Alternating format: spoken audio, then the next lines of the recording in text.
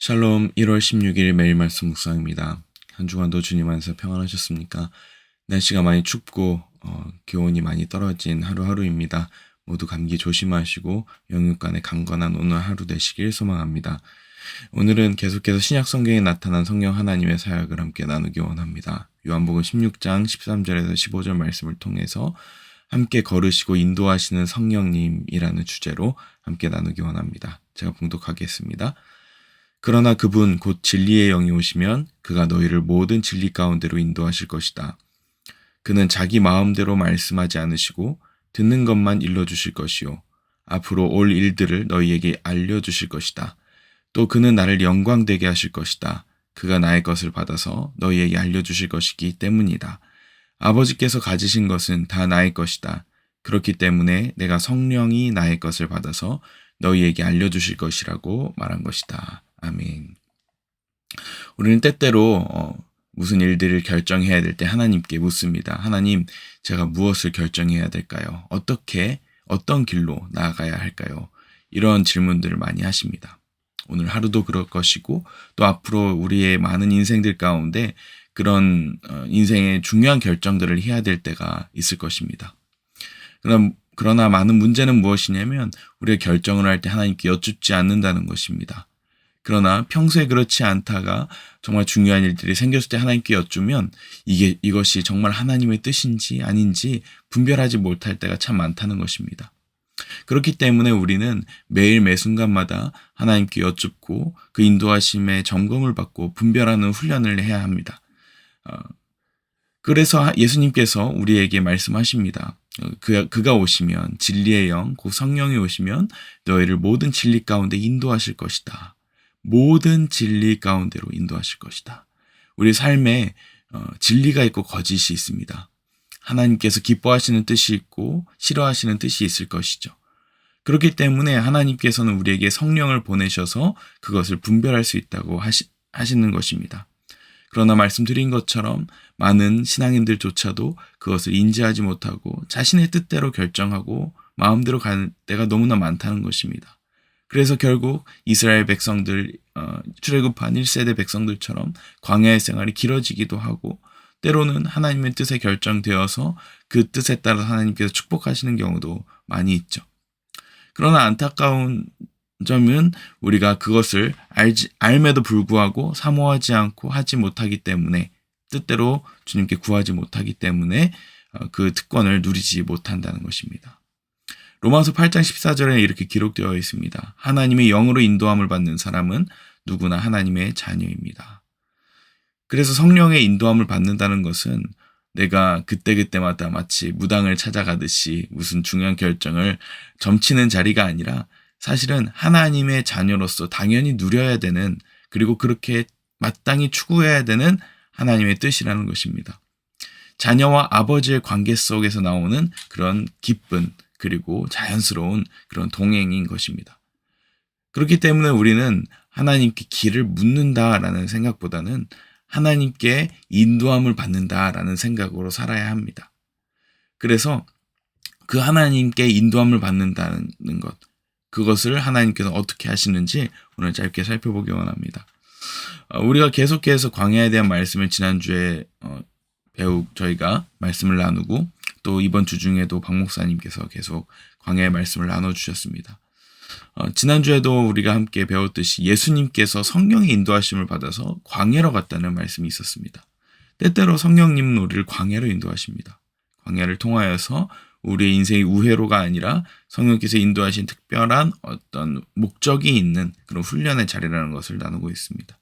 그것을 통하여서 우리의 정체성을 시험을 받죠.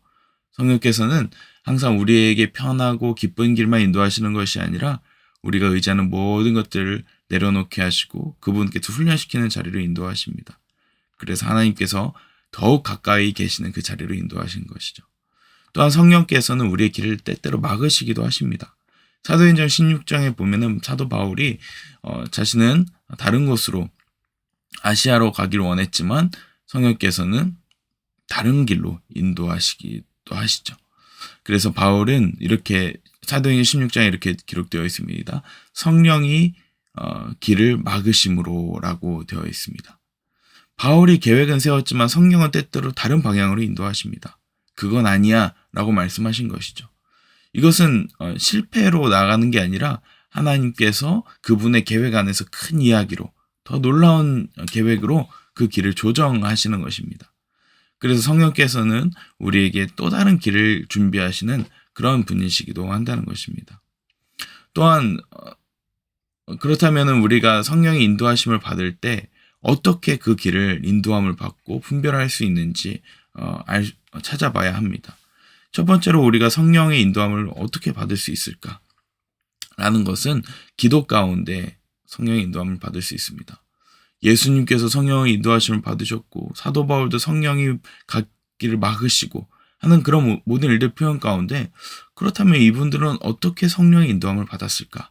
라고 했을 때 첫 번째는 기도라는 것입니다. 빌립보서 4장 6절에서 7절에 보면은 성령의 인도는 기도 후에 나온다는 것을 알 수 있습니다. 하나님께서 성령 기도를 통하여서 그 마음속에 확신하는 마음을 주신다는 것이죠. 하나님께 맡겨졌다는 확신. 나는 이게 맞는 것 같은데 기도하고 나니까 이 마음보다는 이렇게 결정하는 것이 마음이 평안해집니다. 라는 것이 나타난다는 것입니다. 그러나 기도 후에도 오히려 조급해지고 더 안절부절하지 않고 평안함보다는 불안함이 가중한다면 아직 하나님께 맡겨지지 않고 기도가 더 필요하다는 것을 우리가 알 수 있겠죠. 그래서 첫 번째로는 기도 가운데 우리가 인도함을 받을 수 있고요. 두 번째로는 우리가 말씀 가운데 인도함을 받습니다. 성령께서는 우리에게 새로운 말씀을 주시기보다는 이미 우리에게 주신 말씀을 통해서 다시 삶에 비추어 보도록 인도하십니다. 성령께서 인도하실 때는 주로 어떻게 인도하시느냐면 이 말씀을 통하여서 내가 드러나는, 내가 영광받는 말씀인가 아니면 하나님을 드러내는 말씀인가, 하나님께서 이 길을 내가 행복하도록 하는 길인가 아니면 오히려 십자가를 지게 하는 말씀인가로 분별할 수 있습니다. 그러므로 말씀을 통해서 마치 박 목사님께서 많이 인용하시는 것처럼 성경을 딱 펴가지고 어떻게 어떤 길로 무슨 행동을 해야 될까 해서 성경을 딱 폈는데 목매달아 죽으니라 이런 말씀이 나오는 거를 보면서 결정하는 걸 하지 말아야 되지 않겠느냐라고 말씀하지 않으셨습니까? 마치 그런 것처럼 미신적으로 우리가 성경을 보고 인도함을 받는 것이 아니라 이 말씀의 메시지를 통하여서 이 말씀이 지금 내 상황과 비추어 봤을 때 지금 이렇게 결정하길 원하시는구나 라고 보는 것이죠. 그래서 말씀을 볼 때는 우리가 이 길을 내가 가고 싶은데 하나님이 이 말씀을 주시지 않을까라는 욕망을 근거한 말씀을 읽는 것이 아니라 이 말씀을 통해서 방향을 인도함을 받아야 된다는 것입니다. 그리고 세 번째는 삶의 열매 가운데 우리가 인도함을 받을 수 있습니다. 갈라디아서 5장 22절에 보면 성령의 9가지 열매가 있죠. 사랑과 희락과 화평, 오래 참음, 자비, 양성, 충성, 온유, 절제. 이 성품들을 통하여서 내가 이 길을 결정했을 때 바로 성공할 수 있는 길이냐 아니면 이 성령의 성품을 나올 수 있는 길이냐라는 것을 통해서 분별할 수 있을 것입니다. 그러므로 우리는 기도와 말씀, 성령님의 그 성품의 열매를 보면서 우리가 인도함을 받아야 할 것입니다. 그리고 또한 성령의 인도함을 받는 정말 중요한 것 중에 하나는 공동체 안에서 확인된다는 것입니다.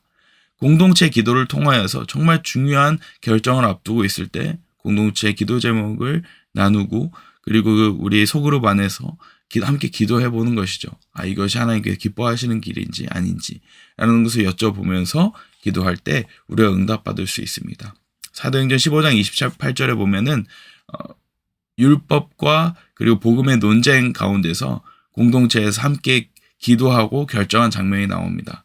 그래서 사도행전 15장 28절에 보면 이런 기록이 있죠. 성령과 우리는 꼭 필요한 다음 몇 가지밖에는 더 이상 아무 무거운 짐도 여러분에게 지우지 않기로 하였습니다. 라고 하면서 세 가지 죄악만 피하면 모든 율법, 과거의 유대 율법은 지키지 않아도 된다는 그 지침을 내려주죠. 근데 여기서 주목할 점은 무엇입니까?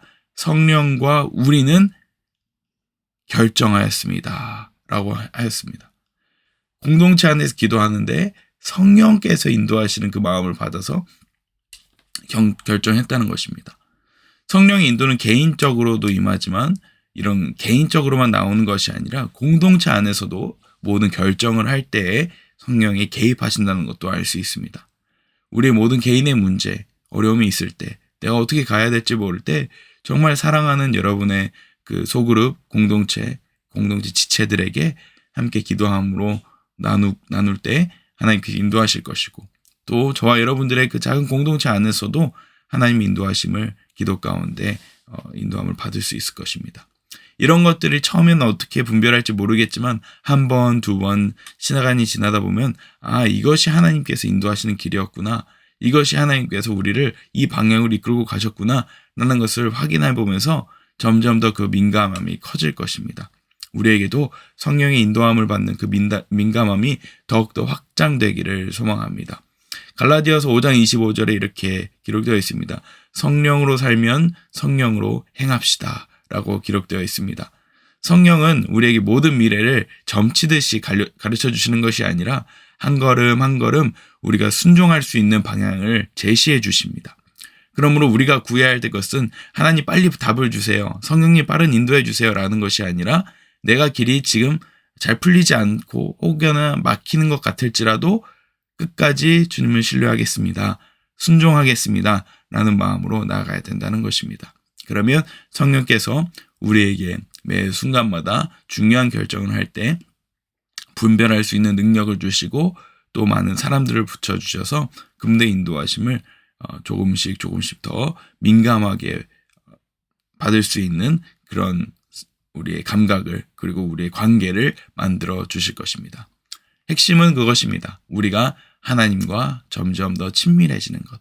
그렇게 되면 친밀한 사람의 눈빛과 표정만 봐도 내 결정을 기뻐하는지 좋아하는지 알 수 있는 것처럼 우리도 하나님의 인도하심을 더 민감하게 받을 수 있을 것입니다. 그 성령님의 인도하심을 오늘 하루 또 올 한 해 더 민감하게 받으시는 저와 여러분 되시길 소망합니다. 기도하겠습니다. 성령 하나님 감사합니다. 우리가 인생의 많은 것들을 결정해야 될 때 주님께 여쭙고 응답받는 삶을 더 민감하게 살아가기 원합니다. 무엇보다 우리의 길을 위해서 하나님께 여쭙는 것이 아니라 하나님의 뜻에 부합한 결정을 할 수 있도록 우리에게 우리의 모든 뜻과 욕심 내려놓고 하나님과 동행하는 저희들 되게 하여 주시옵소서. 그래서 모든 우리의 삶이 주님께 영광이 되는 삶으로 거듭나게 하여 주시옵소서. 감사드리며 예수님 이름으로 기도합니다. 아멘.